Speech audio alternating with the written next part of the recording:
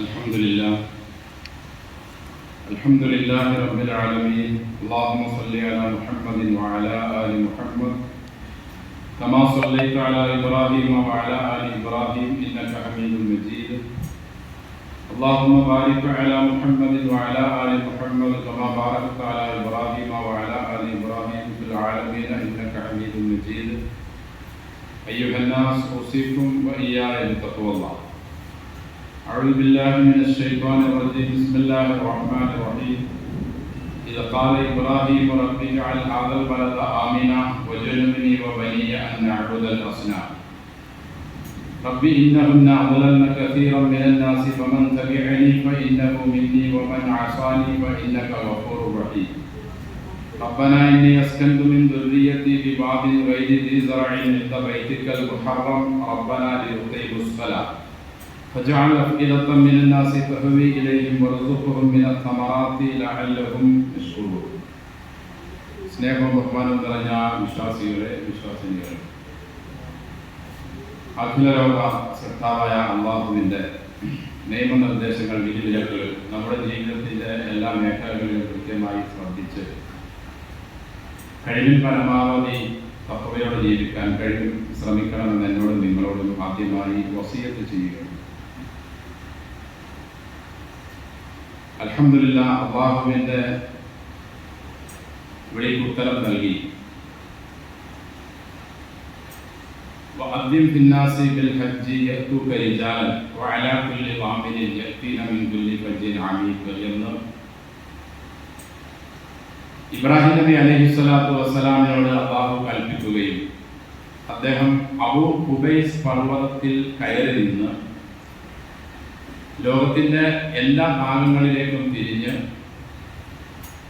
അള്ളാഹുവിൻ്റെ ഈ ഭവനം സന്ദർശിക്കാൻ അദ്ദേഹം ആവശ്യപ്പെട്ടു. അതിനനുസരിച്ച് മറുപടി ലഭിച്ച പറഞ്ഞ ആളുകളെല്ലാം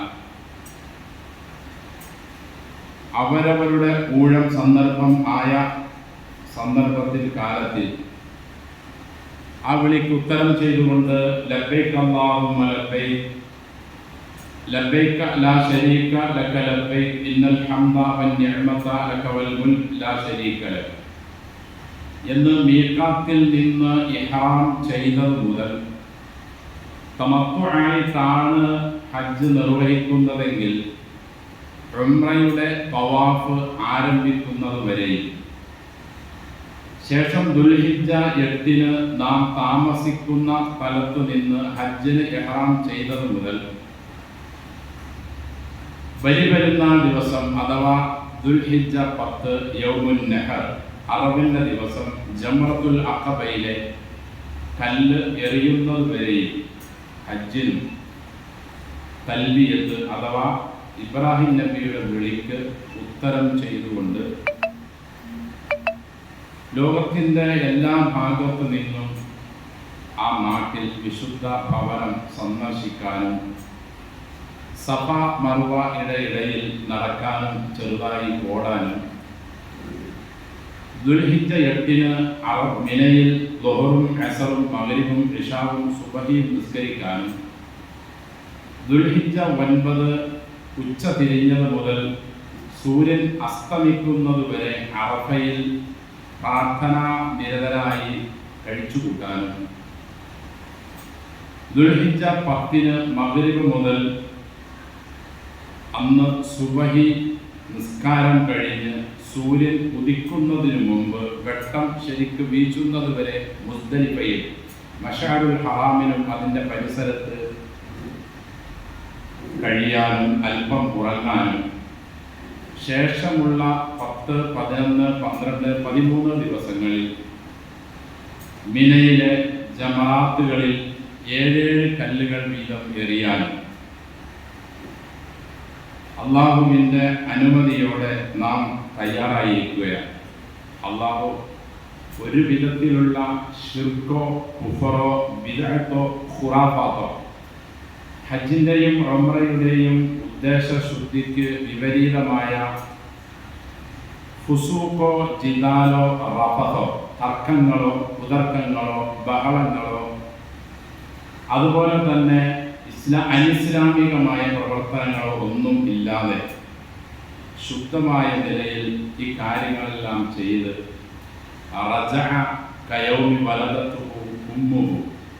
ഉമ്മ തനിക്ക് ജന്മം നൽകിയ ദിവസത്തെ പാപസുരക്ഷിതരായ നിലയിൽ എങ്ങനെയാണ് ഉള്ളത് അതേപോലെ തിരിച്ച് നാട്ടിലേക്ക് മടങ്ങി വരാൻ അള്ളാഹു നമ്മുടെ എല്ലാ ഹാജിമാർക്കും ഹജ്ജുമ്മമാർക്കും എല്ലാ അനുഗ്രഹങ്ങളും തൗഫീഖും ശക്തമായ ഈമാനും നല്ല ശക്തമായ ആരോഗ്യവും നൽകി അനുഗ്രഹിക്കുക.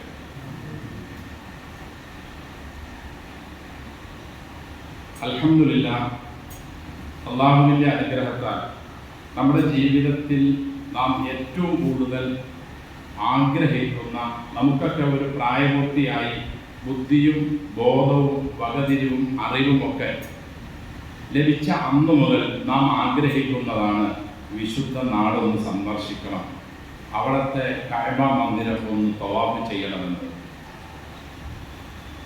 നിരന്തരമായ നീണ്ട പ്രാർത്ഥനയും അതിനുവേണ്ടിയുള്ള സമ്പത്തിൻ്റെ ഒരു കൂട്ടലുകളും നമ്മിലെ പല ആളുകളും വർഷങ്ങളായി തുടങ്ങിയിട്ട്, ഈ കഴിഞ്ഞ വർഷമോ അല്ലെങ്കിൽ അതിനു മുമ്പുള്ള വർഷമോ അല്ല, വർഷങ്ങളായി അതിനുവേണ്ടി പ്രയത്നവും നെയ്യത്തുമൊക്കെയായി അവർ കഴിച്ചുകൂട്ടുകയാണ്. അൽഹംദുലില്ലാഹ്, നമുക്കല്ല ഈ വർഷം 1446 അള്ളാഹുവിൻ്റെ വിളിക്ക് ഉത്തരം ചെയ്യുന്നതിനുള്ള അവസരം ഇതേവരെ നമുക്ക് ലഭിച്ചിട്ടുണ്ട്. ബാക്കിയുള്ളതും ഇൻഷാ അല്ലാഹ് അള്ളാഹുവിൽ തവക്കുലാക്കി മുന്നോട്ട് പോകാം. നാം ഒരു ഉന്നതമായ, വിശുദ്ധമായ, പവിത്രമായ, മഹത്വമുള്ള ഒരു നാട്ടിലേക്കാണ് പോകുന്നത്. ആ ഒരു ബോധം, ഒരു ഓർമ്മ, ചിന്ത നമ്മുടെ എല്ലാവരുടെയും മനസ്സിൽ വേണം. ദീർഘമായൊരു യാത്രയാണ്, ഏകദേശം 10,000 കിലോമീറ്ററോളം വരും. ഒരു 6,000-7,000 അടി മുകളിലൂടെ ആയിരിക്കും, 600-700 കിലോമീറ്റർ സ്പീഡിലായിരിക്കും. നമ്മിൽ പല ആളുകളും ജനിച്ചിട്ടാദ്യമായി കയറുന്ന വാഹനത്തിൽ നാം യാത്ര തിരിക്കുന്നു. അൽഹംദുലില്ലാഹ്, ആ നാട്ടിൽ നാം ചെന്നിറങ്ങി അവിടെ പാലിക്കേണ്ട ഒരുപാട് മര്യാദകളെല്ലാം നിങ്ങൾ ക്ലാസ്സുകളിൽ കേട്ടിട്ടുണ്ടാകും. അതെല്ലാം പൂർണ്ണമായി പാലിച്ച് കൃത്യമായ ശ്രദ്ധയോടെ കൂടെ, അല്ലെങ്കിൽ നാം മുമ്പ് പറഞ്ഞ ഈ മനാസിക്കുകളിൽ, മശാറുകളിൽ ഒന്നും താമസിച്ചതുകൊണ്ടോ അവിടെയുള്ള കർമ്മങ്ങൾ ചെയ്തതുകൊണ്ടോ ഒരു നേട്ടവും നമുക്ക് ലഭിക്കില്ല.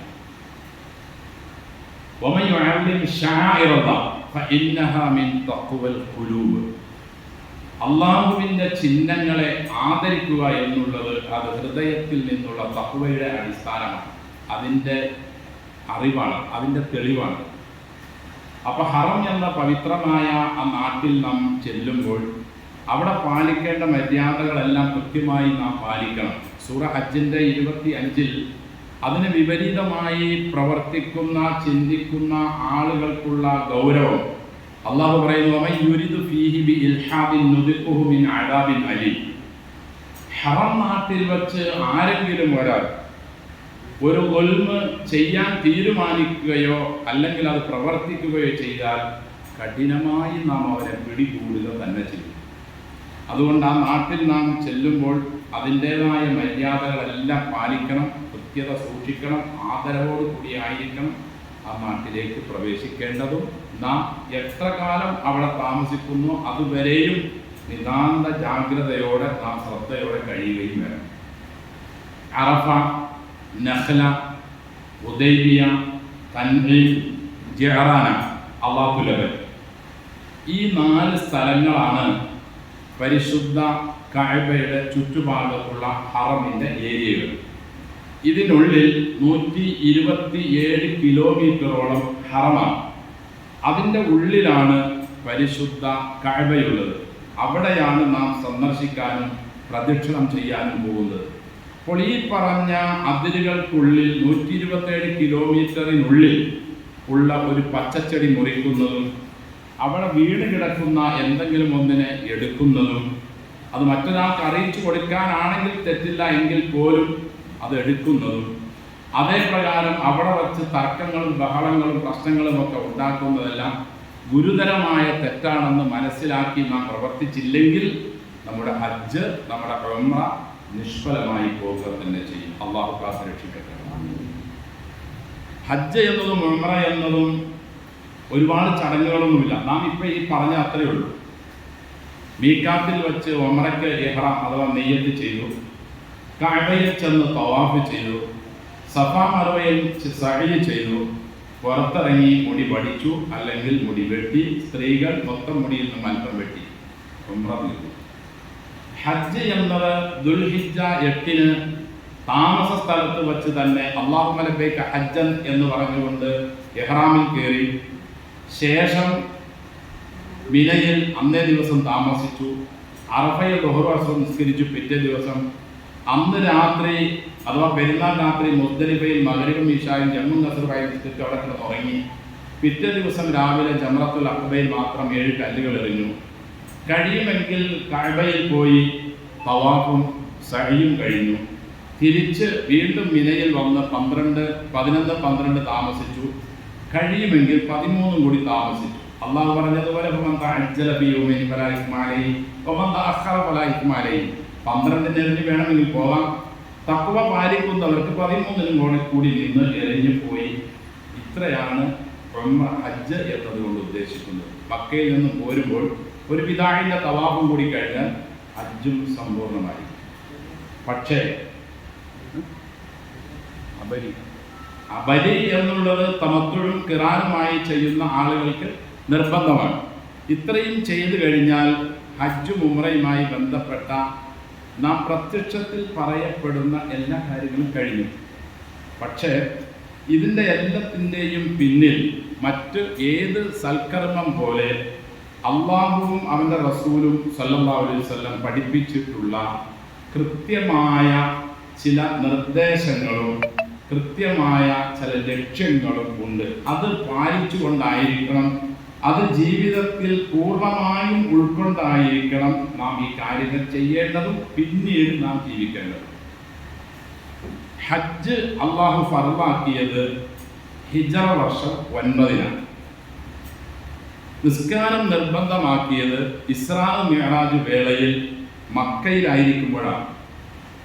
സക്കാത്തും അതേ പ്രകാരം നോമ്പും നിർബന്ധമാക്കുന്നത് മക്കയിൽ നിന്നും മദീനയിൽ ചെന്ന ഹിജ്റ 2-ാം വർഷമാണ്. ഇതുപോലെ പലിശയും മദ്യപാനവും നിർബന്ധമാക്കുന്നത് 3-ഉം 4-ഉം ഹിജ്റ വർഷങ്ങളിലാണ്. ഹജ്ജ് നിർബന്ധമാക്കിയത് ഹിജ്റയുടെ 9-ാമത്തെ വർഷം. 10-ാമത്തെ വർഷമാണ് റസൂൽ സല്ലല്ലാഹു അലൈഹി വസല്ലം ഹജ്ജ് നിർവഹിച്ചത്. അഥവാ ഹജ്ജ് നിർബന്ധമാക്കിയ ഹിജ്റ 9-ാം വർഷം നബി ഹജ്ജ് നിർവഹിച്ചില്ല. പിറ്റേ വർഷം 10-ാം വർഷമാണ് നബി ഹജ്ജ് നിർവഹിച്ചത്. ഹജ്ജ് കഴിഞ്ഞ് ഏകദേശം 80 ദിവസം മാത്രമാണ് റസൂൽ സല്ലല്ലാഹു അലൈഹി വസല്ലം ഈ ഭൂമിയിൽ ജീവിച്ചുള്ളൂ. 80-ാമത്തെ ദിവസം റബീഉൽ അവ്വൽ 12 തിങ്കളാഴ്ച സുബഹിയൊക്കെ കഴിഞ്ഞ് ഏകദേശം ഒരു ദുഹായുടെ സമയം ആയപ്പോഴേക്കും അല്ലാഹുമ്മ റഫീഖൽ അഅ്ല എന്ന പറഞ്ഞുകൊണ്ട് റസൂൽ സല്ലല്ലാഹു അലൈഹി വസല്ലം ഈ ലോകത്തോട് യാത്ര പറഞ്ഞു. അപ്പോൾ ഹിജ്റ 9-ാം വർഷം ഹജ്ജ് നിർബന്ധമാക്കിയിട്ടും ആ വർഷം നബി ഹജ്ജ് ചെയ്യാതെ 10-ാം വർഷത്തേക്ക് എന്തുകൊണ്ടാണ് ചിന്തിച്ചത്? റസൂലും സഹാബത്തുമൊക്കെ ഒരു കാര്യം അറിഞ്ഞാൽ അവർ എത്രയോ ഉത്സുകരാണ് ആ കർമ്മം നിർവഹിക്കാൻ. എന്നിട്ടും ഹജ്ജ് പോലെയുള്ള വളരെ പ്രധാനപ്പെട്ട കാര്യം അല്ലാഹുവിൻ്റെ റസൂൽ സല്ലല്ലാഹു അലൈഹി വസല്ലം പിന്തിക്കാനുള്ള കാരണം വളരെ പ്രധാനപ്പെട്ടതാണ്.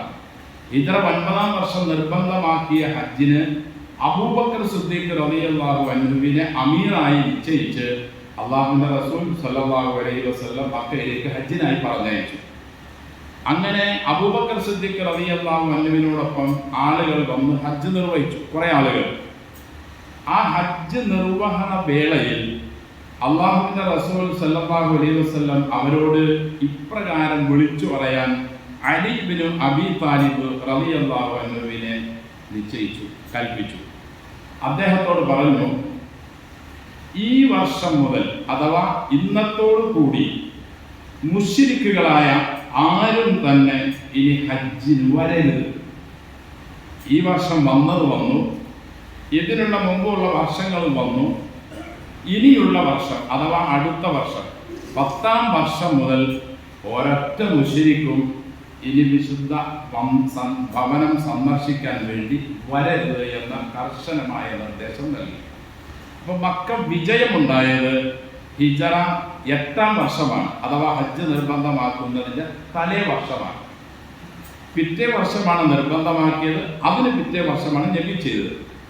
അപ്പോൾ ഹജ്ജിന് വരുന്ന ആ മുഴുവൻ ആളുകളും ഇനി മുവഹിദുകളും അള്ളാഹുവിൻ്റെ ദീനിനെ മനസ്സിലാക്കിയവരും കൃത്യമായ ശിർക്കിൽ നിന്നും കുഫറിൽ നിന്നും രക്ഷപ്പെട്ടവരും ആയിരിക്കണം. കാരണം നബി പറഞ്ഞു സല്ലല്ലാഹു അലൈഹി വസല്ലം, ഇന്നമൽ മുശ്രികൂന നജസുൻ, തീർച്ചയായും ശിർക്ക് ചെയ്യുന്ന ആളുകളിൽ ഒരു മാലിന്യമുണ്ട്, അവർ മാലിന്യം കീറുന്നവരാണ്. ആത്മീയ മാലിന്യമാണ് ഇവിടെ ഉദ്ദേശിക്കുന്നത്. ഫലാ യഖറബുൽ മസ്ജിദൽ ഹറാം ബഅദ ആമിഹിം ഹാദാ, ഈ വർഷത്തിന് ശേഷം ഇനി ഹറം പള്ളിയിലേക്കും ഹറമിൻ്റെ ഏരിയയിലേക്കും, നാം മുമ്പ് പറഞ്ഞ ഈ 127 കിലോമീറ്ററിനുള്ളിലേക്കും ഇനി ഒരൊറ്റ മുശ്രിക്കും കയറരുത്. ദുൽ ഹിജ്റ വർഷം 9 അബൂബക്കർ റളിയല്ലാഹു അൻഹുവിനെ അമീറായി നിശ്ചയിച്ച് ഹജ്ജിന് പറഞ്ഞു വിടുകയും ഹജ്ജ് വേളയിൽ അലി റളിയല്ലാഹു അൻഹുവിനോട് ഇത് പറയാൻ കൽപ്പിക്കുകയും അദ്ദേഹം പറയുകയും ചെയ്തു. ഇന്ന് നമുക്ക് നിങ്ങൾ ചെല്ലുമ്പോഴും കാണാം, കുറേ അങ്ങോട്ട് ചെല്ലുമ്പോൾ ശുമൈസി അല്ലെങ്കിൽ ഹുദൈബിയയുടെ ഭാഗത്തേക്ക് ചെല്ലുമ്പോൾ വലിയ ബോർഡ് ഫലകം കാണാം, അൽ മുസ്ലിമീന ഫഖത്ത്, മുസ്ലിങ്ങൾ മാത്രമേ ഇനി നേരെ പോകാവൂ. ഗൈറുൽ മുസ്ലിമീൻ, മുസ്ലിം അല്ലാത്തവരെല്ലാം നേരെ തിരിഞ്ഞു പോകണമെന്ന് ജീസാനിലേക്കും മൽക്കസിഫിലേക്കൊക്കെ വേറെ ബോർഡുകൾ ഇങ്ങനെ വച്ചേക്കണതാണ് ഓരോ ഭാഗത്തേക്ക്. അപ്പോൾ മുസ്ലിങ്ങളല്ലാത്ത ആരും മുവഹിദുകളല്ലാത്ത ആരും ഇനി നേരെ ഹറമിനുള്ളിലേക്ക് പോകാൻ പാടില്ല. അപ്പോൾ നജസ് ആയതുകൊണ്ടാണ് ഇവർക്ക് അങ്ങോട്ട് പ്രവേശനം നിരോധിച്ചത്. ആ നജസായ ഒരാളും അന്നു മുതൽ ഇന്ന് വരെയും കയറാൻ പാടില്ല. എന്തെങ്കിലുമൊക്കെ കൃത്രിമം ചെയ്ത് കയറിയാൽ തീർച്ചയായും അതിൻ്റെ ശിക്ഷ അനുഭവിക്കേണ്ടി വരിക തന്നെ ചെയ്യും. അടുത്തത് അലി റളിയല്ലാഹു അൻഹുവിനോട് വിളിച്ചു പറയാൻ കൽപ്പിച്ചു, ഒരു കാരണവശാലും ഇനി ആരും ഈ കഅബ തവാഫ് ചെയ്യരുത്, ഒഴിയാൻ വസ്ത്രം ധരിക്കാതെ. മുശ്രിക്കുകൾ കഅബ പ്രദക്ഷിണം ചെയ്തിരുന്നത് നഗ്നരായിക്കൊണ്ടായിരുന്നു. അവരതിന് അവരുടേതായ ചില പൊട്ട കാരണങ്ങളൊക്കെ പറയും. ആ കാരണങ്ങൾ പറഞ്ഞായിരുന്നു അവർ വസ്ത്രം അഴിച്ചു വച്ചുകൊണ്ടായിരുന്നു കഅബ പ്രദക്ഷിണം ചെയ്തിരുന്നത്. നബി പറഞ്ഞു സല്ലല്ലാഹു അലൈഹി വസല്ലം, ഇനി മുതൽ അങ്ങനെ ഒരു നിലപാട് ഉണ്ടാകാനേ പാടില്ല എന്ന് പ്രഖ്യാപിക്കുകയും അലി റളിയല്ലാഹു അൻഹു ആഹ്വാനം ചെയ്യുകയും ചെയ്ത് അങ്ങനെ ശിർക്കിൽ നിന്നും കുഫറിൽ നിന്നും എല്ലാവിധ മാലിന്യങ്ങളിൽ നിന്നും ആ നാടിനെയും വിശുദ്ധ കഅബയെയും ഹറമിനെയും ശുദ്ധിയാക്കിയതിന് ശേഷമാണ് പിറ്റേ വർഷം ഹിജ്റ വർഷം 10 അല്ലാഹുവിന്റെ റസൂൽ സല്ലല്ലാഹു അലൈഹി വസല്ലം 1.25 ലക്ഷത്തോളം വരുന്ന സഹാബികളുമായി വന്ന് വിശുദ്ധ ഹജ്ജും ഉംറയും നിർവഹിച്ചു. അപ്പോൾ നാം ഇവിടെ മനസ്സിലാക്കേണ്ട വളരെ പ്രധാനപ്പെട്ടത് 9ാം വർഷം ഇങ്ങനെ ഒരു അറിയിപ്പുണ്ടായി. ഒരു കാരണവശാലും ശിർക്ക് അഥവാ അള്ളാഹുവിൽ സമന്മാരെ വിശ്വസിച്ചുകൊണ്ടോ ഇല്ലെങ്കിൽ അള്ളാഹു ഏകനാണെന്ന് അംഗീകരിക്കുന്നതിനോടൊപ്പം തന്നെ അള്ളാഹുവിന് മാത്രം അർപ്പിക്കേണ്ട ആരാധനാ കർമ്മങ്ങളിൽ ഏതെങ്കിലും ഒന്ന് അള്ളാഹു അല്ലാത്തവർക്ക് ചെയ്യുകയോ ചെയ്യുന്ന ആരും തന്നെ ഈ കഅബ സന്ദർശിക്കാൻ വരരുത് എന്നാണ് ഹിജ്റ വർഷം 9 ആഹ്വാനം ഉണ്ടായത്. മക്കയിലെ മുശ്രിക്കുകളുടെ അവസ്ഥ അതായിരുന്നു. അവർ അള്ളാഹുവിനെ പൂർണ്ണമായി നിഷേധിക്കുന്നവരല്ല, അവർ അള്ളാഹുവിനെ അംഗീകരിക്കുകയും വിശ്വസിക്കുകയും ചെയ്യും. പക്ഷേ അതോടൊപ്പം തന്നെ അവരുടെ കാര്യസാധ്യത്തിനു വേണ്ടി അവരുടെ വിഷയങ്ങൾ അവർ അള്ളാഹു അല്ലാത്ത മരിച്ചുപോയ ആളുകളോടും അള്ളാഹുവിന്റെ പ്രതിപുരുഷന്മാരാണെന്നും അല്ലെങ്കിൽ ദിവ്യത്വമുണ്ട് എന്ന് അവരുടെ പിതാക്കന്മാർ പറഞ്ഞ് പഠിപ്പിച്ചിട്ടുള്ള അവരുടെ പിതാക്കന്മാരെ തഖലീദ് ചെയ്തുകൊണ്ടുള്ള പുണ്യാത്മാക്കളെ അവർ ഇട തേടിക്കൊണ്ട് അള്ളാഹുവിനോട് അപേക്ഷിക്കുന്നവരുമായിരുന്നു. ഏകദേശം ഇന്നത്തെ പോലെ തന്നെ. ഇന്നത്തെ പോലെയുള്ള ഇതേ ശുർക്കും ഉൾക്കൊണ്ടുകൊണ്ട് ഒരു കാരണവശാലും ഹജ്ജിന് വരരുത് എന്ന് അള്ളാഹുവിന്റെ റസൂൽ സല്ലല്ലാഹു അലൈഹി വസല്ലം ആഹ്വാനം ചെയ്യുകയും കൽപ്പിക്കുകയും വിശുദ്ധ ഖുർആനിലൂടെ അള്ളാഹു ഒരു കാരണവശാലും മുശ്രിക്കിനി ഹറമേരിയയിലേക്ക് പ്രവേശിക്കരുതെന്നും അവർ നജസാണ് എന്നും നമ്മെ പഠിപ്പിച്ചിരിക്കെ, എൻ്റെ സഹോദരങ്ങളെ, നാം എല്ലാവരും ഹജ്ജിൻ്റെയും ഉംറയുടെയും എന്നല്ല ഇസ്ലാമിലെ ഏത് ആരാധനാ കർമ്മങ്ങളുടെയും അകക്കാമ്പും അതിൻ്റെ ആത്മാവും അതിൻ്റെ അന്തസത്തയും അതിൻ്റെ മജ്ജയും ഒക്കെ അറിഞ്ഞുകൊണ്ടും പഠിച്ചുകൊണ്ടും ഉൾക്കൊണ്ടുകൊണ്ടുമായിരിക്കണം നാം നിസ്കരിക്കേണ്ടത്, നോമ്പനുഷ്ഠിക്കേണ്ടത്, സക്കാത്ത് കൊടുക്കേണ്ടത്, ഹജ്ജ് നിർവഹിക്കേണ്ടത്, ഉംറ നിർവഹിക്കേണ്ടത്. ഈ പറയപ്പെട്ട ഒന്നും അങ്ങനെ അല്ല എന്നതാണ് നാം ഒക്കെ ഇന്ന് അനുഭവിക്കുന്ന, അഥവാ നാം നിസ്കരിക്കുന്നുണ്ട്, നോമ്പനുഷ്ഠിക്കുന്നുണ്ട്, അത്യാവശ്യം ചെറിയ സക്കാത്തും കാര്യങ്ങൾ കൊടുക്കുന്നുണ്ട്, ഹജ്ജുംറ വേണ്ടുവോളം ചെയ്യുന്നുണ്ട്. എന്നിട്ടൊന്നും നമ്മുടെ പ്രാർത്ഥനകൾക്ക് ഉത്തരം ലഭിക്കാതെ, മുമ്പ് പറയപ്പെട്ടതുപോലെ നാം ജനിച്ച നാട്ടിൽ നമുക്ക് സ്വസ്ഥമായി ഇതുവരെ നാം ജീവിച്ചതുപോലെ സ്വാതന്ത്ര്യത്തോടുകൂടെ ജീവിക്കാൻ കഴിയില്ല എന്ന ഒരു പേടി, ഒരു ഭയപ്പാട്, ഒരു മൂടൽ നമ്മുടെ എല്ലാ ഭാഗങ്ങളിലേക്കും ആഴ്ന്നിറങ്ങി നമ്മളെല്ലാവരും പല കാര്യങ്ങളിലും അസ്വസ്ഥരാണ്. നാം എന്നാ നിസ്കരിക്കുന്നുണ്ട്, മറ്റു ചില കാര്യങ്ങൾ ചെയ്യുന്നുണ്ട്. ഒരു 50-40 ഒക്കെ വർഷങ്ങൾക്ക് മുമ്പ് ഹജ്ജും ഉംറയും ചെയ്യുന്നതിൻ്റെ എത്രയോ ഇരട്ടി ഇന്ന് ഹജ്ജും ഉംറയും ചെയ്യുന്നുണ്ട്. നമ്മുടെ ഈ നാട്ടിൽ തന്നെ ഒരു 20-30-50 വർഷം മുമ്പ് ഉണ്ടായിരുന്ന പള്ളികളെ അപേക്ഷിച്ച് എത്രയോ ഇരട്ടി മസ്ജിദുകൾ ഇവിടെ വന്നു. അതിൽ എല്ലാ മസ്ജിദുകളിലും അത്യാവശ്യം ആളുകളുമുണ്ട്. അന്നത്തെ അപേക്ഷിച്ച് കുറേയൊക്കെ നാം ദാനധർമ്മം ചെയ്യുന്നുണ്ട്, കൃത്യമായി സക്കാത്ത് കൊടുക്കുന്നില്ലെങ്കിലും. അന്നത്തെ അപേക്ഷിച്ച് എല്ലാവിധ നന്മകൾ എന്ന് നാം പറയപ്പെടുന്ന വസ്തുക്കളൊക്കെ ചെയ്യുന്നു. പക്ഷേ അന്ന് സ്വാതന്ത്ര്യമുണ്ടായിരുന്നു, സ്വസ്ഥതയുണ്ടായിരുന്നു, സുഖമായി ഇതെൻ്റെ വീടാണ്, ഇതെൻ്റെ പള്ളിയാണ്, ഇതെൻ്റെ മദ്രസയാണ്, ഇതെൻ്റെ പറമ്പാണെന്ന് ധൈര്യമായിട്ട് നമുക്ക് പറയാമായിരുന്നു എന്ന് മാത്രമല്ല, നമ്മുടെയൊക്കെ മുൻഗാമികളെ കാണുന്ന മാത്രയിൽ തന്നെ ഒരു ആദരവും ഒരു ബഹുമാനവും ഒരു സ്നേഹവും ഒക്കെ മറ്റുള്ളവരിൽ നിന്നും നമ്മുടെ മുൻഗാമികൾക്ക് ലഭിച്ചിരുന്നു.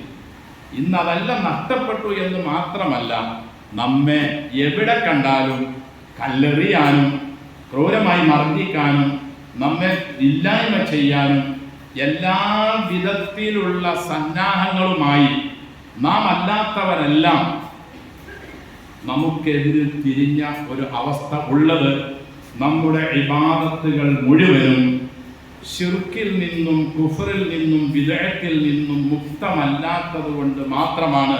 അല്ലാതെ ഇബാദത്തുകൾ ഇല്ലാഞ്ഞിട്ടല്ല. നമുക്കൊക്കെ ഇബാദത്തുകളുണ്ട്. നമ്മളെല്ലാവരും നിസ്കരിക്കാൻ തുടങ്ങിയിട്ട് ഒരുപാട് നാളുകളായി. പള്ളികൾ ഇങ്ങനെ പണിതുകൊണ്ടേയിരിക്കുകയാണ്.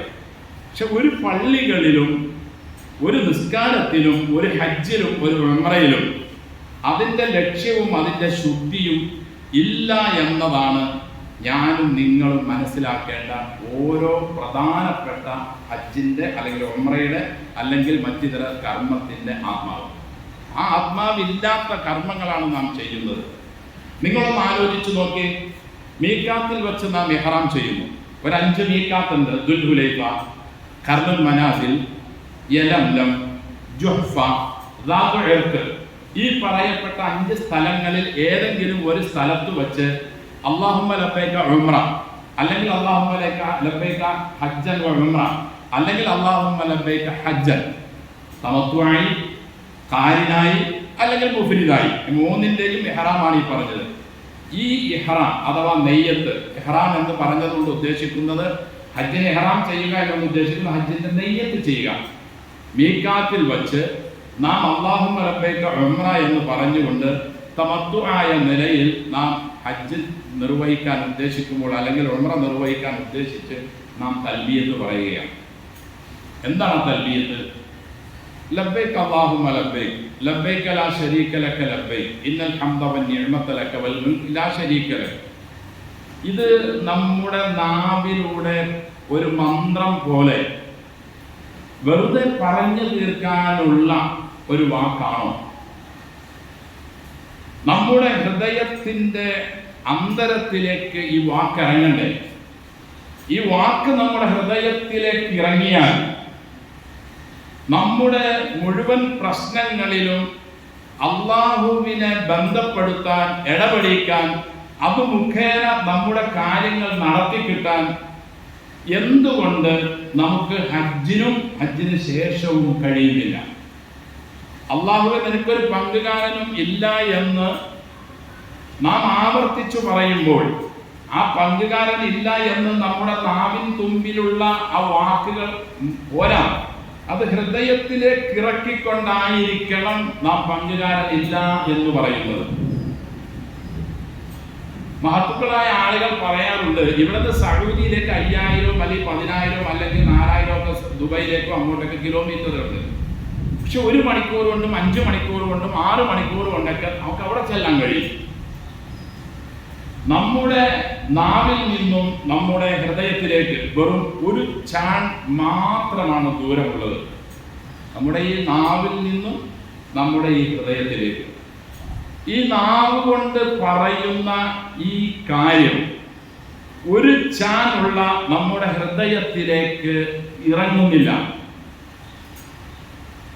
6 മണിക്കൂറുള്ള സൗദിയിൽ നാം പോയി വരുന്നു ദിവസം, അമേരിക്കയിലേക്ക് പോയി വരുന്നു 14 മണിക്കൂറുള്ള അവിടെ, അതിനിപ്പുറം ബോംബെ പല സ്ഥലങ്ങളിലും നാം പോയി വരുന്നു. എന്നിട്ടും ഒരു ചാൻ നമ്മുടെ നാവിൽ നിന്നുമുള്ള ഹൃദയത്തിലേക്ക് നാം വിശ്വസിക്കുന്ന, നാം പറയുന്ന ഈ കാര്യം ഇറങ്ങുന്നില്ല. ഇറങ്ങാത്ത നിലയിലുള്ള തൽബിയത്തുമായി കൊണ്ടാണ് നാം ഹജ്ജും ഉംറയും നിർവഹിക്കുന്നത്. അത് പോരാ.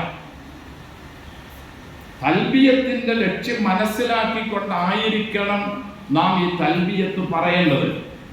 കാരണം മക്കയിലെ മുശ്രിക്കുകൾ ഒരു തൽബിയത്ത് ചൊല്ലിയിരുന്നു. അവർ ഹജ്ജ് നിർവഹിക്കുന്ന അവസരത്തിൽ അവർ പറഞ്ഞിരുന്നതും ലബ്ബൈക് അല്ലാഹുമ്മ ലബ്ബൈക് എന്ന് തന്നെയായിരുന്നു. ലബ്ബൈക ലാ ശരീക ലക എന്നും അവർ പറഞ്ഞു. ശേഷം ഇന്നൽ ഹംദ വന്നിഅമത തുടങ്ങി നാം പറയുമ്പോൾ അവർ പറയും ഇല്ലാ ശരീകൻ ഹുവ ലക തംലികുഹു വമാ മലക.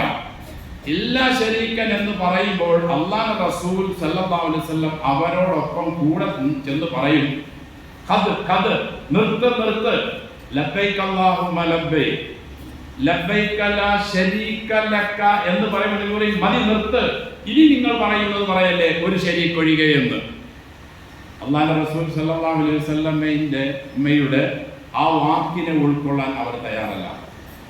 അതേപോലെ തന്നെ നാം റസൂൽ പഠിപ്പിച്ച ആ തൽബിയത്തിനെ പൂർണ്ണമായി നാവുകൊണ്ട് പറയുമെങ്കിലും മുശ്രിക്കുകളെ അപേക്ഷിച്ച് ഒന്നുകൂടി കടത്തിക്കൊണ്ടാണ് നാം പറയുന്നത്, അല്ലെങ്കിൽ നാം വിശ്വസിക്കുന്നത് ഒരു ശരീക്കുണ്ട് പടച്ചോനെ നിനക്ക്.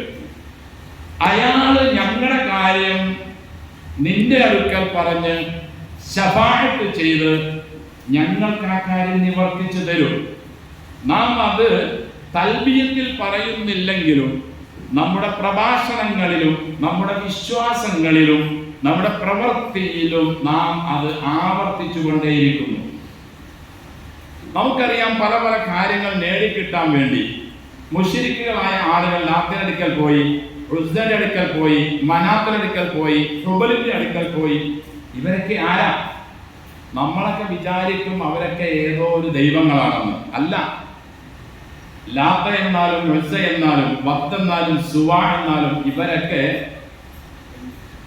ഇമാം ബുഖാരി റഹിമഹുല്ലാ റിപ്പോർട്ട് ചെയ്ത ഹദീസിൽ കാണാം, വദ് സുവാ യഊദ് യഊഖ് നസ്ർ പോലെയുള്ള നൂഹ് നബി അലൈഹിസ്സലാത്തു വസ്സലാമിന്റെ കാലഘട്ടത്തിൽ ജീവിച്ച റിജാലുൻ സ്വാലിഹീന ഫി ഖൗമി നൂഹി മുസ്തജാബു ദഅവ, പ്രാർത്ഥനയ്ക്ക് ഉത്തരം കിട്ടുന്ന, അള്ളാഹുവിനോട് ചോദിച്ചാൽ അള്ളാഹു മറുപടി കൊടുക്കുന്ന പുണ്യപുരുഷന്മാരായിരുന്നു ഈ വദ്ദും സുവാവും യഊഖും നസ്റും. ലാത്തയും മനാത്തയും ഉസ്സയും ഒക്കെ ലാത്തായുടെ ജോലി ഹജ്ജിന് മക്കയിൽ വരുന്ന ആളുകൾക്ക് ഗോതമ്പും പാലും യവവും കൊണ്ട് പായസവും റൊട്ടിയും ഒക്കെ ഉണ്ടാക്കി കൊടുക്കുന്ന പണിയായിരുന്നു. നല്ല മനുഷ്യനായിരുന്നു അദ്ദേഹം.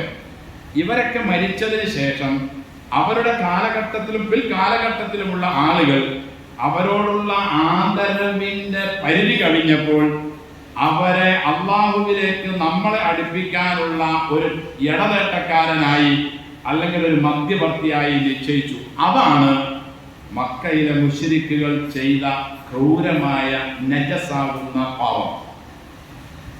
അതിന്റെ വേറൊരു വേർഷനാണ് നിലവിൽ നമ്മുടെ നാടുകളിലും പരിസര നാടുകളിലും ലോകത്തിന്റെ മിക്ക ഭാഗത്തും പല പല നിലയിൽ പല പല പേരുകളിൽ പല പല ജാറങ്ങളും മക്ബറകളും കെട്ടി തൻ്റെ ആവശ്യങ്ങളും വിഷമങ്ങളും ബുദ്ധിമുട്ടുകളും ഒക്കെ പറയാൻ നിവർത്തിച്ച് കിട്ടാൻ ആളുകൾ ലക്ഷ്യം വച്ച് യാത്ര ചെയ്തുകൊണ്ടിരിക്കുന്നത്.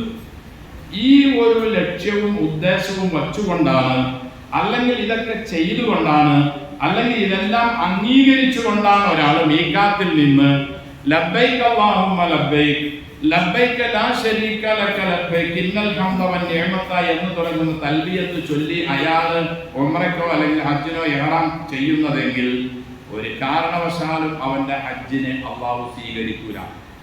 കൊടുക്കാനും കൊടുക്കാതിരിക്കാനും, അസുഖം തരുന്നതും അസുഖം മാറ്റുന്നതും, കച്ചവടത്തിൽ ഐശ്വര്യം നൽകുന്നതും കച്ചവടത്തിൽ ഐശ്വര്യം തരാതിരിക്കുന്നതും, മഴ വർഷിപ്പിക്കുന്നതും വർഷിപ്പിക്കാതിരിക്കുന്നതും, പ്രശ്നങ്ങൾ ഉണ്ടാക്കുന്നതും ഇല്ലാതാക്കുന്നതും, രോഗങ്ങൾ വരുത്തുന്നതും രോഗങ്ങൾ മാറ്റുന്നതും എല്ലാം ഒരുവനായ അള്ളാഹുവാണ് എന്ന അടിയുറച്ച വിശ്വാസം ഉണ്ടെങ്കിൽ അതിന് പ്രതിവിധിയും അവനോട് മാത്രമേ അർപ്പിക്കാവൂ എന്ന് പറഞ്ഞു പഠിപ്പിക്കാനാണ് അള്ളാഹുവിന്റെ റസൂൽ സല്ലല്ലാഹു അലൈഹി വസല്ലം മിനയിലും മുസ്ദലിഫയിലും തവാഫിന്റെ വേളകളിലും റുക്കാല ചന്തയിലും മജിന്ന ചന്തയിലും ദുൽമജാസ് ചന്തയിലും ഒക്കെ അള്ളാഹുവിന്റെ റസൂൽ സല്ലല്ലാഹു അലൈഹി വസല്ലം ആളുകൾ ഒരുമിച്ച് കൂടുമ്പോൾ പുറകെ ചെന്ന് അയ്യുഹന്നാസ് ഖൂലു ലാ ഇലാഹ ഇല്ലല്ലാഹു തുഫ്ലിഹു, ജനങ്ങൾ നിങ്ങൾ ഇത് പറ രക്ഷപ്പെടും, നിങ്ങളുടെ പ്രശ്നങ്ങൾ വേറെ ആരിലേക്കും വിടല്ലേ, നിങ്ങൾ അള്ളാഹു അല്ലാത്തവരോട് നിങ്ങളുടെ പ്രശ്നങ്ങൾ നിരത്തല്ലേ, അള്ളാഹു അല്ലാത്തവരെ നിങ്ങൾ ആരാധിക്കല്ലേ, അതായത് നിങ്ങളുടെ സങ്കടങ്ങൾ അള്ളാഹു അല്ലാത്തവരിലേക്ക് പറയല്ലേ എന്ന് നിരന്തരം അവരോട് പറഞ്ഞുകൊണ്ടിരുന്നത്. ഈ ഒരു കൃത്യമായ വിശ്വാസവും കൃത്യമായ നിലപാടും വച്ചുകൊണ്ടാണ് സഹോദരങ്ങളെ നാം ഈ തൽബിയത്ത് മീഖാത്ത് മുതൽ ചൊല്ലി നമ്മുടെ ഉംറയാണെങ്കിൽ വിശുദ്ധ കഅബ മന്ദിരം തവാഫ് ചെയ്യുന്നത് വരെ തുടങ്ങുന്നത് വരെ നാം ഇത് ചൊല്ലുന്നതെങ്കിൽ തീർച്ചയായും അതിന് മറുപടി ആയിക്കൊണ്ട് അള്ളാഹുവിന്റെ റസൂൽ സല്ലല്ലാഹു അലൈഹി വസല്ലം പഠിപ്പിക്കുന്നു, അള്ളാഹുവിന്റെ മാലാഖമാർ മറുപടി നൽകും, നിന്റെ ഉംറ നിന്റെ ഹജ്ജ് അള്ളാഹു സ്വീകരിച്ചിരിക്കുന്നു, നീ രക്ഷപ്പെട്ടിരിക്കുന്നു, നിനക്ക് ഉന്നതമായ പ്രതിഫലങ്ങളുണ്ട് എന്ന മറുപടി നമുക്ക് ലഭിക്കുന്നു.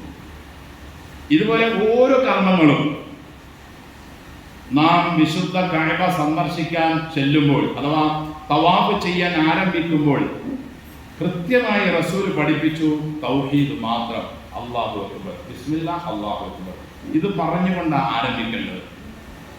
യമാനി മൂല മുതൽ ഹജറുൽ അസ്വദ് മൂല വരെ വീണ്ടും റബ്ബന ആതിന അള്ളാഹുവിനോടുള്ള പ്രാർത്ഥന മാത്രം.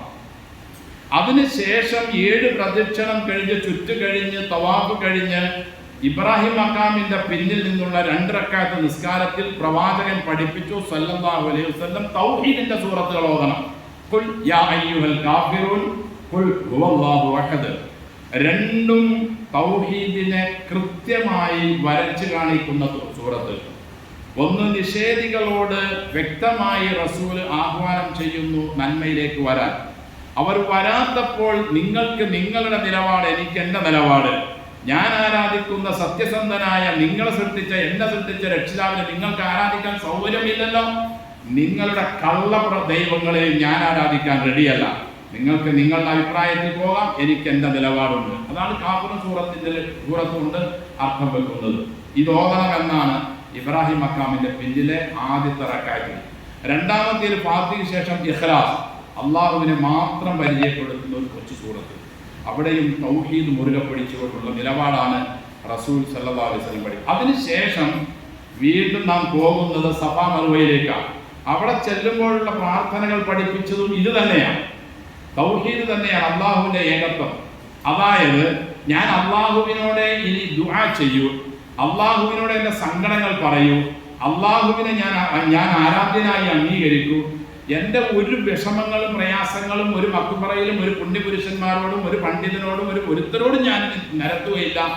എൻ്റെ പ്രശ്നങ്ങൾ എൻ്റെ റബ്ബിനോട് മാത്രം നിരത്തൂ. ഇതാണ് എന്നെ നബി പഠിപ്പിച്ചത്, നബിമാർ പഠിപ്പിച്ചത്. അതിനു വേണ്ടിയാണ് അള്ളാഹു ഇവരെയൊക്കെ നിയോഗിച്ചത്. ഇത് ഞാൻ അംഗീകരിക്കുന്നു എന്നതാണ് ലാ ഇലാഹ ഇല്ലല്ലാഹു വഹ്ദ ലാ ശരീക ലഹു ലഹുൽ മുൽക്കു വലഹുൽ ഹംദു യുഹ്യി വയുമീതു വഹുവ അലാ കുല്ലി ഷൈഇൻ ഖദീർ. ലാ ഇലാഹ ഇല്ലല്ലാഹു വഹ്ദ അൻജസ വഅദ വസദഖ അബ്ദ വഹസമൽ അഹ്സാബ വഹദ എന്ന് തുടങ്ങുന്ന ഈ മന്ത്രധ്വനിയും അള്ളാഹുവിന്റെ ഏകത്വമാണ് നമ്മെ പഠിപ്പിക്കുന്നത്. അതേപ്രകാരം മറുവയിൽ ചെന്നാലും ഇത് തന്നെ ഓതണം. ഇതുപോലെ തന്നെ ഹജ്ജിന്റെ എല്ലാ കർമ്മങ്ങളിലും, മിനയിലാണെങ്കിലും മുസ്ദലിഫയിലാണെങ്കിലും അറഫയിലാണെങ്കിലും മിനയിലെ മറ്റ് ദിവസങ്ങളിലാണെങ്കിലും കല്ലേറ സമയത്തും അറബ് സമയത്തും എല്ലാം അനുവർത്തിക്കാനുള്ളത് ഈ തൽബിയത്തും അള്ളാഹുവിന്റെ ഏകത്വവും മാത്രമാണ്. സഹോദരങ്ങളെ, സഹോദരിമാരെ, നാം നമ്മുടെ ജീവിതത്തിൽ കളഞ്ഞു കുടിച്ചത് കർമ്മങ്ങളല്ല. നമ്മുടെ ജീവിതത്തിൽ നിന്നും നാം കർമ്മങ്ങൾ കളഞ്ഞു കുടിച്ചിട്ടേയില്ല. എല്ലാം നാം ചെയ്യുന്നുണ്ട്. പക്ഷെ ഒന്നിനും ആത്മാവില്ല, ഒന്നിനും നിലവാരമില്ല, ഒന്നിനും ഭാരമില്ല, തൂക്കമില്ല. വലിയ ഒരു പഞ്ഞിക്കെട്ട് പോലെ ഭാരം കുറഞ്ഞ ഏതൊരു കുട്ടിക്കും ഒരു ചെറുവിരൽ കൊണ്ട് തട്ടിമാറ്റാൻ കഴിയുന്ന നിലയിൽ ഭാരമില്ലാത്ത കുറെ ശുഷ്കിച്ച നിസ്കാരവും നോമ്പും ഹജ്ജും സക്കാത്തും ഉംറയും തവാഫും സഅയും ഒക്കെയാണ് നമ്മുടെ കൂടെയുള്ളത്. ഈ നിലപാടിലാണെങ്കിൽ സഹോദരങ്ങളെ, ഡൽഹിയിൽ നിന്നും അവരിറങ്ങി പോകൂല, ഇനിയും കൊണ്ടുവരും. അള്ളാഹു കാത്തുരക്ഷിക്കട്ടെ. ഇവിടെയും അതിന്റെ വേറൊരു വേർഷനാണല്ലോ ഉള്ളത്. ആരാണ് ഇതെല്ലാം നിയന്ത്രിക്കുന്നത്? അല്ലാഹുമ്മ മാലിക്കൽ മുൽക്ക്, അല്ലാഹുമ്മ മാലിക്കൽ മുൽക്ക്. രാജാധികാരം നൽകുന്ന അള്ളാഹുവേ, ആരാണ് ഈ രാജാധികാരം ഇവർക്ക് നൽകിയത്? അള്ളാഹുവാണ്. എന്തുകൊണ്ട് നൽകി? നാം അതിന് അർഹരായതുകൊണ്ടാണ് നൽകിയത്. എന്തുകൊണ്ട് അർഹരായി? നാം നമ്മുടെ ഇബാദത്തുകളിലും നമ്മുടെ വിശ്വാസങ്ങളിലും കപടതയും അതുപോലെ തന്നെ വഞ്ചനയും അതുപോലെ തന്നെ ജീവനില്ലാത്തതുമായ ഇബാദത്തുകളെ കൊണ്ടാണ് നമ്മളെല്ലാവരും ജീവിച്ചുകൊണ്ടിരിക്കുന്നത്. ഈ ഒരു നിലപാടിലാണ് നാം മുന്നോട്ട് പോകുന്നത്. അതുകൊണ്ട് ഓരോ വർഷവും ഹാജിമാർ കൂടുതലാണ്, ഓരോ വർഷവും ഉംറയുടെ ആളുകൾ കൂടുതലാണ്, ഓരോ വർഷവും പള്ളികൾ പുതിയതായി വന്നുകൊണ്ടേയിരിക്കുന്നു, ഓരോ വർഷവും സാംസ്കാരിക ധനസഹായ പദ്ധതികളും സംഘങ്ങളും സംഘടനകളും കൂടിക്കൊണ്ടേയിരിക്കുന്നു. പക്ഷേ കൂടുന്തോറും നാം ശുഷ്കിച്ച് നിലവിൽ എവിടം വരെ ആയി?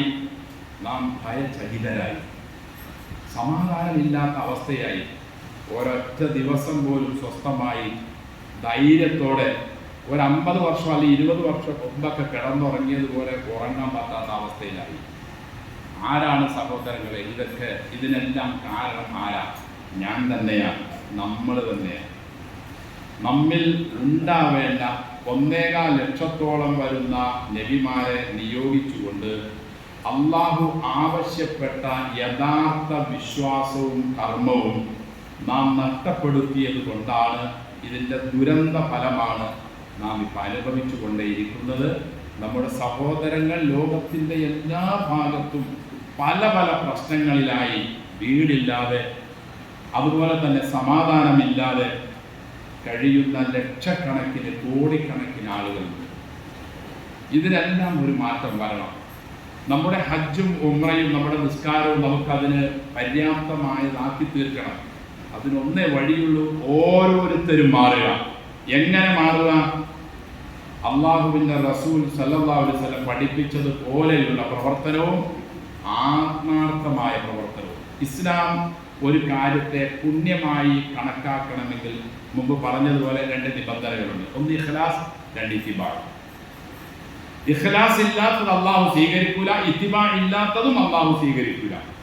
ഇമാം മാലിക് റഹിമഹുല്ലാഹ്, അദ്ദേഹം മദീനയിലെ മഹാപണ്ഡിതനാണ്, ഒരു മദ്ഹബിന്റെ ഇമാമുമാണ്. അദ്ദേഹത്തോട് ഒരാൾ വന്ന് ചോദിച്ചു, ഞാൻ ഉംറയ്ക്ക് പോകാൻ ഉദ്ദേശിക്കുകയാണ്. ഒരു ചെറിയ സാമ്പിൾ പറയുകയാണ്. ഇത്തിബാ ഇല്ലാതെ വരുമ്പോഴുള്ള പ്രയാസം അനിസ്ലാമിക കർമ്മങ്ങളുമായി മാറുന്നതിനും വിദഅത്താകുന്നതിനുമുള്ള ഒരു ഉദാഹരണമാണ്. അദ്ദേഹം പറഞ്ഞു, ഞാൻ ഉംറ ചെയ്യാൻ ഉദ്ദേശിക്കുന്നു. ഞാൻ ഉദ്ദേശിക്കുന്നത് മസ്ജിദുൽ നബവിയിൽ നിന്ന് തന്നെ ഉംറയ്ക്ക് ഇഹ്റാം ചെയ്യാനാണ്. 13 കിലോമീറ്റർ ആണ് മസ്ജിദുൽ നബവിയിൽ നിന്നും ദുൽഹുലൈഫ, അഥവാ മദീനക്കാരുടെ ഉംറയുടെ ഹജ്ജിന്റെ മീഖാത്ത് ദുൽഹുലൈഫയാണ്. ഇപ്പൊ അബിയാർ അലി എന്നും അലി മസ്ജിദ് ഷജറ എന്നും ഒക്കെ പറയപ്പെടുന്ന വാദി അത്തീക്കിലുള്ള ദുൽഹുലൈഫയിലേക്ക് 13 കിലോമീറ്റർ ആണുള്ളത്. അപ്പൊ അതിനു മുമ്പ് മസ്ജിദുൽ നബവിയിൽ നിന്ന് തന്നെ, പുണ്യമുള്ള പള്ളിയാണല്ലോ മസ്ജിദുൽ നബവി. അപ്പൊ ഇവിടെ നിന്ന് തന്നെ വൃത്തിയായി ഞാൻ എന്ത് ചെയ്യുന്നു, ഉംറയ്ക്ക് ഇഹ്റാം ചെയ്യാൻ ഉദ്ദേശിക്കുന്നു. അതിന് എന്താണ് അങ്ങയുടെ അഭിപ്രായം? ഇമാം മാലിക് റഹിമഹുല്ലാഹ് പറഞ്ഞു, ഒരു കാരണവശാലും അത് അനുവദനീയമല്ല. അദ്ദേഹം പറഞ്ഞു, ഞാൻ കുറച്ച് മൈലുകൾ മാത്രമാണല്ലോ കൂടുതലാക്കിയത്. അത് മാത്രവുമല്ല, ഞാൻ ഇവിടെ നിന്ന് ഇഹ്റാം ചെയ്ത് ദുൽഹുലൈഫയിൽ ചെല്ലുന്നത് വരെയും ഞാൻ ഇഹ്റാമിലല്ലേ, ഞാൻ തൽബിയത്തിലാണല്ലോ. അതുകൊണ്ട് അത് പുണ്യം കൂടുതലുള്ളതല്ലേ. ഇമാം മാലിക് റഹിമഹുല്ലാഹ് പറഞ്ഞു, നീ ഒരു മുബത്തദി ആയിട്ടാണ് എനിക്ക് നിന്നെ കാണാൻ കഴിയുന്നത്.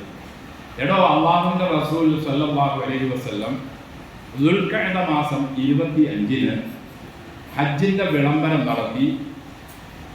ഹിജ്റ വർഷം 10 ദുൽഖഅദ മാസം 25 വെള്ളിയാഴ്ച ദിവസം ഹജ്ജിന്റെ വിളംബരം നടത്തി.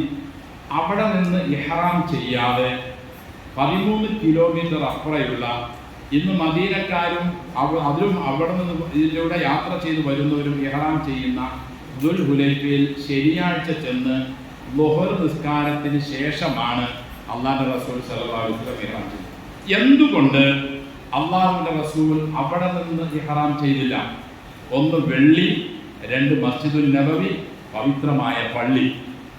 റസൂലിനോട് അല്ലാഹുവിന്റെ കൽപ്പനയുള്ളത് ഹജ്ജ് ഉംറയ്ക്ക് ഇഹ്റാം ചെയ്യാൻ അവരുടെ മീഖാത്തായി നിശ്ചയിച്ചത് വാദി അത്തീക്കിലുള്ള മസ്ജിദുൽ ഷജറ അല്ലെങ്കിൽ ദുൽഹുലൈഫ എന്ന സ്ഥലത്ത് വച്ചാണ് അള്ളാഹു നിശ്ചയിച്ചു കൊടുത്തത്. അവിടെ നിന്നാണ് റസൂൽ ചെയ്തത്. അവിടെ നിന്നേ ചെയ്യാവൂ. നീ റസൂലിനേക്കാൾ വലിയ പുണ്യവാൻ ആവുക എന്നത് നിന്നിൽ ബിദ്അത്തുള്ളത് കൊണ്ടാണ്. നിന്നെ ഒരു മുബത്തദിയായി ഞാൻ കാണുന്നു. നീ ദീനിൽ പുതു നിർമ്മിതി ഉണ്ടാക്കുന്നതാണ്. അദ്ദേഹം അത് സമ്മതിച്ചില്ല. അദ്ദേഹത്തെ പുറത്താക്കാൻ ആവശ്യപ്പെട്ടു. എൻ്റെ സഹോദരങ്ങളെ, അദ്ദേഹം ചോദിച്ചത് ന്യായമായ ഒരു കാര്യമല്ലേ? കുറച്ച് സമയവും കൂടി ഇഹ്റാമിൽ നിൽക്കലല്ലേ നല്ലത്? എന്തുകൊണ്ട് അദ്ദേഹം ഇമാം മാലിക് റഹിമഹുല്ലാഹ് പറഞ്ഞു, റസൂലിൽ നിന്നുള്ള മാതൃക ദുൽഹുലൈഫയിലാണ്. അപ്പൊ ഇത്തിബാഅ് ആ വിഷയത്തിൽ അദ്ദേഹത്തിന് ഇല്ലാത്തത് കൊണ്ടാണ് അദ്ദേഹത്തെ മുബ്തദിയായി പരിചയപ്പെടുത്തിയത്. ഇതുപോലെ ഇത്തിബാഅ് നബി എങ്ങനെയാണോ ഹജ്ജ്, ഉംറ, നിസ്കാരം, വുളൂഅ്, കുളി, റമദാനിലെ നോമ്പ്, സക്കാത്ത്, യാത്ര, ഇരുത്തം, കിടത്തം, ഭക്ഷണം, ഉറക്കം, വസ്ത്രം ധരിക്കൽ, ബാത്റൂമിൽ കയറൽ, ഇറങ്ങൽ, മനുഷ്യരുമായുള്ള സഹവാസം, ബിസിനസ്, കൊടുക്കൽ, വാങ്ങലുകൾ, ഈ വിഷയങ്ങളെല്ലാം അള്ളാഹുവിന്റെ റസൂലിൽ നിന്ന് എന്താണോ കൃത്യമായി നമ്മെ പഠിപ്പിക്കപ്പെട്ടിട്ടുള്ളത് അതേ പാടുള്ളൂ. അത് ചെയ്യുന്നവനാ മുസ്ലിം, അവന്റെ പേരാ മുഅ്മിൻ, അവനാണ് അഹ്ലുസുന്ന. ഇതിന് വിരുദ്ധമായ നിലപാടുകൾ സ്വീകരിക്കുകയും പ്രവർത്തിക്കുകയും ചെയ്യുന്നവൻ എത്ര ആത്മാർത്ഥ ഉള്ളവനാണെങ്കിലും ഇത്തിബാ ഇല്ലാത്തത് കൊണ്ട് അവന്റെ കർമ്മങ്ങൾ നഷ്ടപ്പെട്ടതാണ്. അടുത്തത് ഇഖ്ലാസ്. അള്ളാഹുവിനെ ആരാധിക്കുമ്പോൾ ഇഖ്ലാസ് വേണമെന്ന് അള്ളാഹു നിർബന്ധമാണ്. അള്ളാഹു അല്ലാത്ത ഒരാളിലേക്കും നിങ്ങളുടെ ഒന്നും അർപ്പിക്കാനേ പാടില്ല. കാരണം നിങ്ങളെ സൃഷ്ടിച്ചത്, നിങ്ങളെ സംരക്ഷിക്കുന്നത്, നിങ്ങൾക്ക് അന്നം തരുന്നത്, നിങ്ങളെ ജീവിപ്പിക്കുന്നു, മരിപ്പിക്കുന്നു, നിങ്ങൾക്ക് മുഴുവനും നൽകുന്നത് ഞാനാണ്. എന്നെ നിങ്ങൾ അംഗീകരിക്കാവൂ, എന്നെ നിങ്ങൾ വണങ്ങാവൂ, എന്റെ കൽപ്പന അനുസരിക്കാവൂ. എനിക്ക് മാത്രമായിരിക്കണം, വേറെ ഒരാൾക്കും നിങ്ങൾ എനിക്ക് ചെയ്യേണ്ട ഒരു കർമ്മവും നിങ്ങൾ തിരിച്ചു വിടരുത് എന്ന് കൃത്യമായ, വ്യക്തമായ, കർശനമായ നിർദ്ദേശം അള്ളാഹുവിനുണ്ട്.